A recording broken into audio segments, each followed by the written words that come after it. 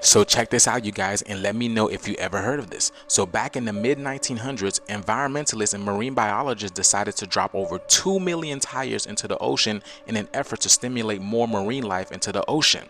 So now they are regretting this decision, and this is having a major blowback on the environment, y'all. Check this out. In the depths of the ocean off the coast of Fort Lauderdale, Florida, lies a haunting testament to what happens when good people make terrible decisions. It all started as a grand vision to recycle discarded tires and create an artificial reef to lure new marine life. But after dumping over 2 million tires into the ocean, the artificial reef would soon devolve into an ecological nightmare. As early as the 1960s, artificial reefs were gaining popularity worldwide. With no way to recycle rubber, many countries started experimenting and dumped vast amounts of tires into the ocean to create reefs.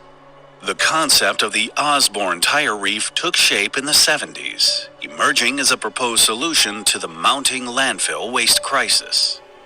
Environmentalists and entrepreneurs came up with the idea, believing that it would serve as a sanctuary for marine organisms. Their vision was to create a habitat that would support the underwater ecosystem and lure divers and tourists into exploring its wonders. It was thought to be a win-win situation. The plan would lay the foundation for renewed coral growth and simultaneously address the tire waste issue. The intention behind the reef was noble, and the project garnered support from local authorities and environmental organizations. It even received government funding. A multitude of boat owners volunteered, and the Goodyear Tire and Rubber Company lent a helping hand, providing essential equipment. In 1972, the first bundle was transported to the site. Concrete jacks were placed on the ocean floor within a 50-foot diameter circle to establish the reef's foundations.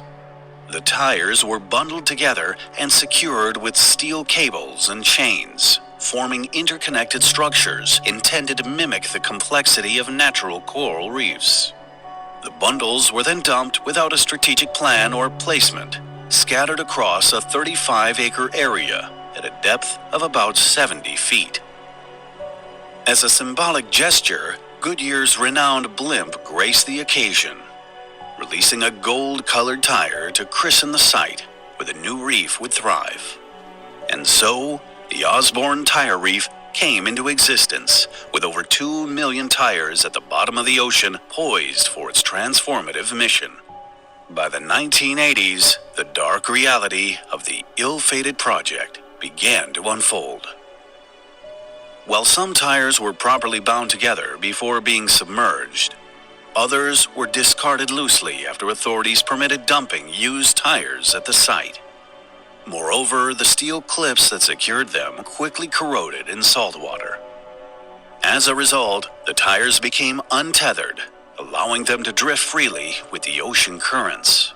This uncontrolled movement not only disrupted any life that had managed to take hold on the reef, but also hindered further growth.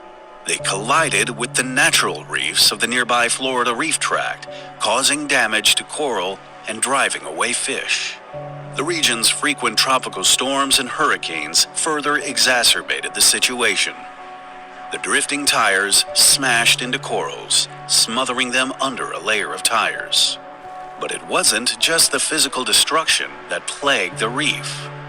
The steel wire within the rubber caused entanglement hazards for marine life, disrupting their habitats and potentially causing injury or death. As they deteriorated and shifted, the tires released toxic chemicals into the surrounding waters. Heavy metals and hydrocarbons permeated the delicate marine ecosystem, poisoning the very life they were meant to nurture.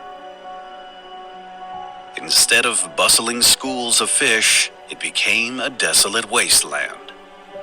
In 1995, Hurricane Opal propelled nearly 1,000 tires ashore along the Florida Panhandle. Then, 3 years later, Hurricane Bonnie washed up tens of thousands more on the North Carolina coastline. The grim reality of the failing artificial reef became undeniable, demanding urgent attention. In 2001, The Faculty of Ocean Studies at a local university took the initiative to organize a cleanup operation at the site.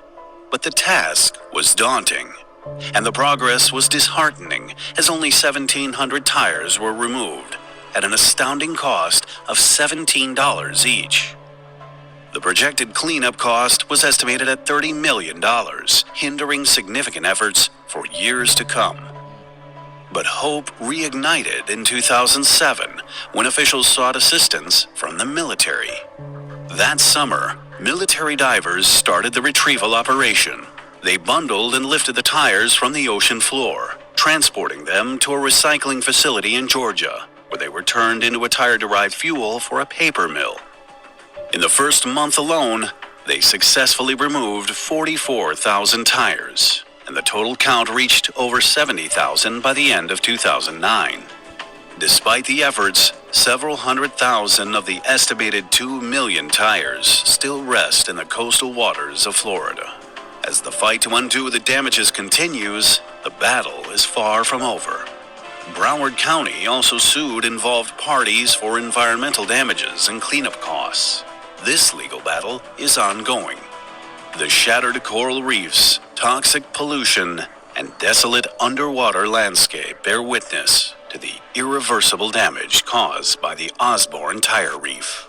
Did y'all realize that Goodyear tire helped create the problem, but they didn't even help with the solution? Y'all see that, right? And there's still thousands and thousands of tires within the ocean to this day. That's crazy, y'all. Maybe this is why all the whales are attacking the boaters in the ocean right now.